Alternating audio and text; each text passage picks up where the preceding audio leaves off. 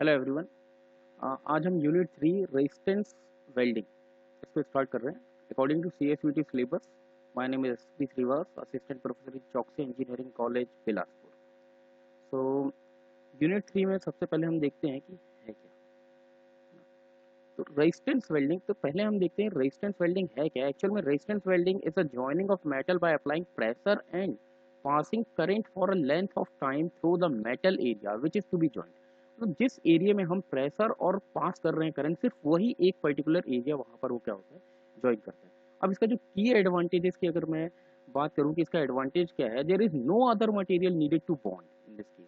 हमको कोई दूसरा मटेरियल हमें इसमें नहीं लेना पड़ता है मटेरियल को बॉन्ड करने के लिए कि अदर मटेरियल हमें चाहिए यहाँ पर बॉन्ड के लिए। इसमें बस इसका प्रोसेस किस तरीके से होता है मैं उसको बात करता हूँ थोड़ा सा।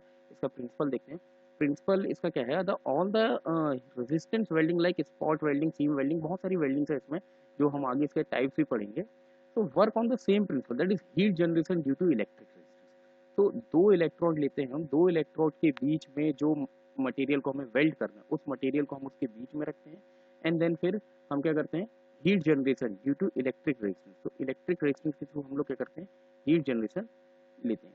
अब हीट जनरेशन यहाँ पर पहुँचती है और इस हीट जनरेशन की जो इक्वेशन होती है वो कौन सी है, वो ये रही, वो ये जो इक्वेशन है आप यहाँ पर देख रहे हैं, this is the equation.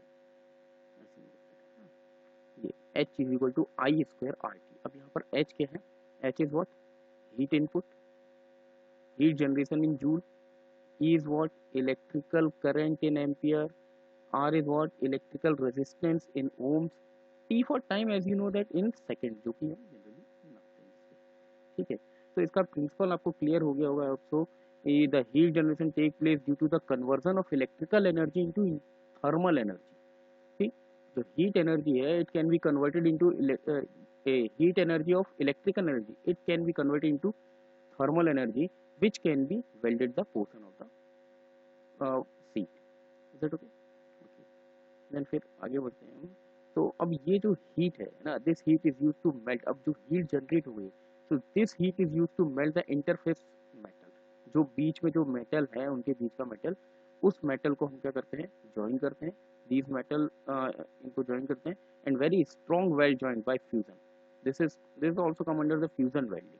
Okay, this process weld without application of any filler material. There is no filler material, no flux, no shielding gases required in this process. So जैसा कि अब आगे देखते हैं यहाँ पर मे भी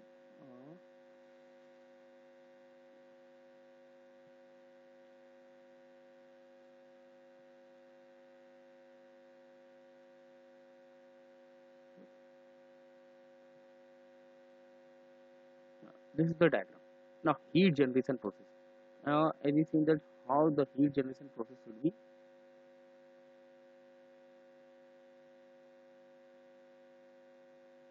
किस तरीके से हीट जनरेशन प्रोसेस आता है। अब देखिए यहाँ पर हमने देखा ये एक वेल्डिंग इलेक्ट्रोड यहाँ पर दिया हुआ है इन्होंने।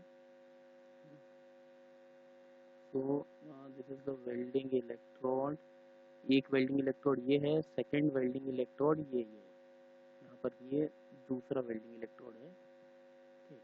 ये रहा वेल्डिंग इलेक्ट्रोड, ये दोनों कॉपर के वेल्डिंग इलेक्ट्रोड होते हैं। ये बीच में जो सीट मेटल है जिसे हमें पर्टिकुलर मटेरियल है जिसको हम वेल्ड करते हैं, तो यहाँ पर से ये दोनों क्या करते हैं, पॉइंट यहाँ पर आप देख रहे होंगे ये एक पॉइंट है, दूसरा एक पॉइंट ये है, इन दोनों पॉइंट्स पर हम इसको लगा देते हैं और जहाँ पर ये पॉइंट जाकर मीट करते हैं इन दोनों सीट के बीच में, वहाँ पर नग जोन मतलब वहाँ पर टेम्परेचर राइज होता है और इस पर्टिकुलर एरिया पर ये जो टेम्परेचर राइज होगा यहाँ पर ये वेल्डिंग हो जाएगी, इस पर्टिकुलर एरिया पर ये वेल्डिंग हो जाएगी। So heat generation process should be like that. ठीक, now we are going for application.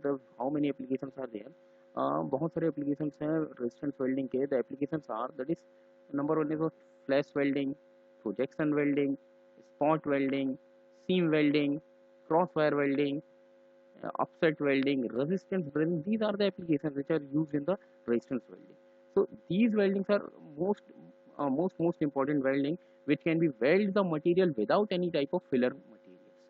So let me proceed to next slide. Now working principle of spot welding.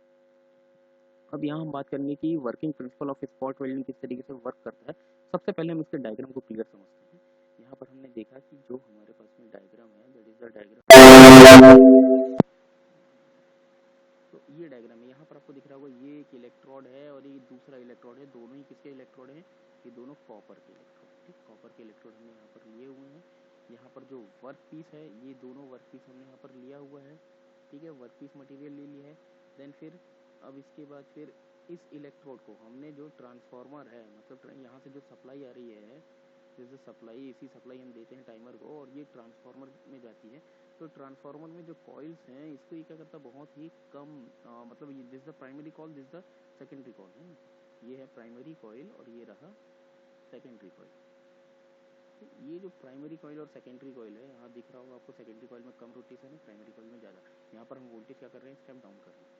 ठीक है, तो इस प्रोसेस में हम स्टेप डाउन करते हैं वोल्टेज को और यहाँ पर हम करंट को पास कर देते हैं। तो करंट जहाँ पर भी आता है इनके बीच में, इस इंटरमीडिएट पार्ट को क्या करता है, अपना ही इलेक्ट्रिकल एनर्जी को, ये जो इलेक्ट्रिकल एनर्जी है इसको ये क्या करता है, कन्वर्ट कर देता है किसमें, हीट एनर्जी में और थर्मल एनर्जी में, है ना। थर्मल एनर्जी कन्वर्ट करता है इस मटेरियल के थ्रू और यहाँ पर ये वेल्डिंग स्पॉट हमको मिल जाता है। दिस इज कॉल्ड रेजिस्टेंस, मतलब रेजिस्ट कर रहा है, इसको इलेक्ट्रिक को रेजिस्ट कर रहा है। यहाँ दिख रहा होगा ये नेगेटिव साइड से जॉइंट है और ये एक इलेक्ट्रोड जो है पॉजिटिव साइड से। So what is the principle of that working? That the principle is that the resistance spot welding process due to copper alloy electrode to concentrated weld current and force between work to be welded. So अब यहाँ पर it is this process is usually a thickness range of sheet. इसकी thickness है range की, thickness की range है इसकी, वो कितनी है 0.5 से 3 mm, 0.5 से 3 mm तक का ही थिकनेस रहेगा इस वेल्ड मटेरियल का। जो वेल्ड सीट है इसकी जो रेंज रहेगी कितना, 0.5 mm से 3 mm तक का थिकनेस का ही है। वही स्मॉल स्पॉट वेल्डिंग में ही वेल्ड हो सकता है अंटिल द मेल्टिंग पॉइंट। इसका मेल्टिंग पॉइंट तक इतना ही रहता है, इसके ऊपर अगर आप जाते हैं तो फिर वेल्डिंग पाना पॉसिबल नहीं हो पाती है रेजिस्टेंस वेल्डिंग के लिए। So this is the limitation of that weld. Now we will go for next seam welding. Seam welding, it is just like a similar type of spot welding. तो seam welding भी लगभग वैसे ही है। अब इसमें process क्या है इसमें कि seam welding जो है, पहले से क्लियर कर देते हैं। सीम वेल्डिंग, यहाँ पर हम इलेक्ट्रॉड्स में हम रोलर लगा देते हैं और ये रोलर क्या होते हैं, रोल करते हुए आगे जाते हैं। तो जैसे जैसे रोल करते हुए आगे जाते हैं, बीच में मटेरियल क्या होता है, वेल्ड होते होते कंटिन्यूस, मतलब continuous form of spot welding आप कह सकते हैं। ठीक है, सीम वेल्डिंग के बारे में अगर यही बोल सकते हैं कि it is a type of welding, it is also known as continuous spot welding where a roller form of electrode can be utilize to supply current through work parts. Now initially the roller electrodes are getting in touch with the work part. अब roller electrode जो है किससे, working part से क्या है, touch है। So high current can be supplied through these electrodes, high current इन्हीं के बीच में ही जा रहा है ना। एट प्रेजेंट अगर देखा जाए तो rollers will begin rolling on work plate to make a permanent weld joint. तो यहाँ पर ये जो रोलर्स ही हैं जो क्या कर रहे हैं, परमानेंट वेल्ड जॉइंट को बता रहे हैं। Okay, the speed of welding can be about 60 in per minute, inch per minute, or maybe you can whatever is the suitable speed, ये इसके ऊपर डिपेंड करता है, it is depending on the work piece and electrode materials. So application of these welding generally used in seam welded pipes और heat exchangers में, gasoline tanks, automobile mufflers, इन सभी जगह पर इसके क्या होते हैं, एप्लीकेशंस यूज होते हैं। तो ये रहा, and then we will proceed to next welding, next type of welding that is projection. So projection welding is also similar to spot welding. Apart from a dimple can be generated on work part at place where weld is perfect. तो यहाँ पर इसने क्या किया है, transformer as it is वही है, एक शेप ऑफ प्रोजेक्शन दिखा गया है। शेप ऑफ प्रोजेक्शन मीन्स जहाँ यहाँ पर हमने एक फिक्स्ड इलेक्ट्रोड ले लिया, दूसरा हमने क्या ले लिया, मूविंग इलेक्ट्रोड ले लिया, और यहाँ पर मूविंग इलेक्ट्रोड लेकर हम क्या कर रहे हैं, करंट पास कर रहे हैं। तो जहाँ जहाँ पर है एक फिक्स टाइप का शेप ले लेता है, इस शेप के थ्रू यहाँ पर जो है वेल्डिंग होती है। जैसे सीट्स बीइंग भी वेल्डेड, मतलब एक प्लेन सीट है दूसरी वेल्डेड सीट है, इन दोनों को ऊपर से प्रेस करना है, यहाँ पर आप देख सकते हैं कि एक बार में दो जगह स्पॉट वेल्डिंग हम यहाँ पर कर रहे हैं, इसको हम बोलते हैं प्रोजेक्शन वेल्डिंग। मतलब एट अ टाइम आप क्या करते हैं, दो जगह पर मतलब दो पॉइंट पर आप इसको वेल्ड कर सकते हैं। इसके प्रिंसिपल की बात करें, the two work piece can be hold as in the pressure, जैसे कि इलेक्ट्रोड के प्रेशर के बीच में हम इसको होल्ड करके रखते हैं। And then projection are embossed in the work piece. Now the electrical current is passed through the electrodes when the projection work metal to be melted and fused, which is contacted, which projection consilience will occur the joint the metal reaction of projection.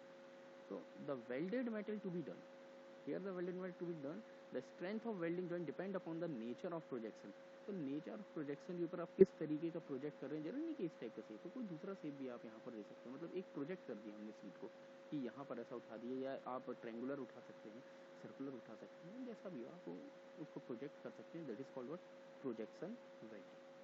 तो जैसे projection welding,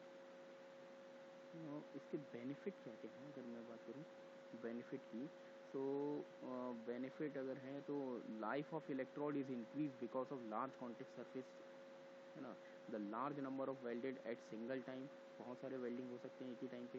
rust, oil, coating etcetera are not affected in the welding. It have better heat control for different material, and life of electrode is no longer than compare to spot welding electrode.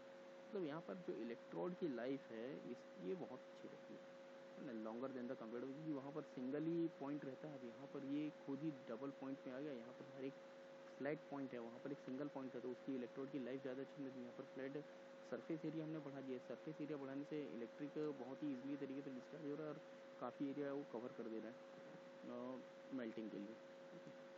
तो हमारा आज का video यहीं तक का था। Next video में लेकर आऊँगा कि इलेक्ट्रोड मटेरियल क्या है और किस तरीके का। Okay, thank you.